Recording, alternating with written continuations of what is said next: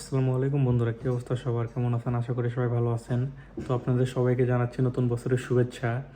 তো নতুন বছর আসার সাথে সাথে আমাদের জন্য কিন্তু একটি সুখবরও চলে এসেছে। এটি হলো আমাদের বাংলাদেশিদের জন্য সংযুক্ত আরব আমিরাতের ভিসাটি খুলে গেছে।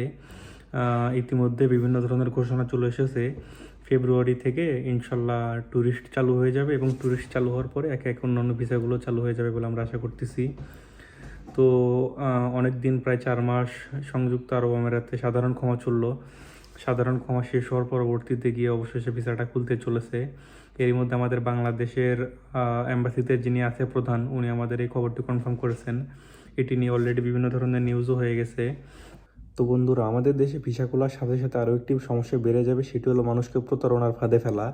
আমাদের দেশের বিভিন্ন ধরনের এজেন্সি আছে যারা দেখা যায় যে ভিসা দেওয়ার নাম করে অন্য একটা জাল ভিসা ধরিয়ে দেয়, টাকা পয়সা হাতিয়ে নেয়।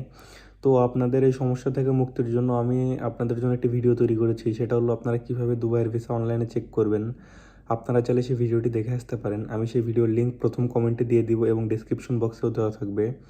আর বন্ধুরা, এবারে দুবাইয়ের ভিসা খোলার পরে কে কে দুবাই আসতে চাচ্ছেন বা কল্পনা করতেছেন তারা অবশ্যই কমেন্ট করে জানাবেন। আর দেখা যাক পরবর্তীতে কি হয়, এবং যেদিন থেকে ভিসা পুরো দমে চালু হয়ে যাবে, লোকজন আসা শুরু হয়ে যাবে, তখন তো আমি অবশ্যই আপনাদের আবার জানিয়ে দিব। আর দুবাই সম্পর্কে নিত্য নতুন আপডেট পেতে আমাদের চ্যানেলটি সাবস্ক্রাইব করে আমাদের সঙ্গেই থাকবেন। আর আপনার কোনো ধরনের কোনো মন্তব্য থাকলে বা কোনো কিছু জানার থাকলে তা অবশ্যই কমেন্ট করে জানাবেন। আমি অবশ্যই আপনাদের রিপ্লাই দেওয়ার চেষ্টা করব। তো সবাই ভালো থাকবেন, সুস্থ থাকবেন, আর আমি আপনাদের পরবর্তী নতুন ভিডিও দেখার আমন্ত্রণ জানিয়ে আজকে এখান থেকে বিদায় নিচ্ছি। আসসালামু আলাইকুম।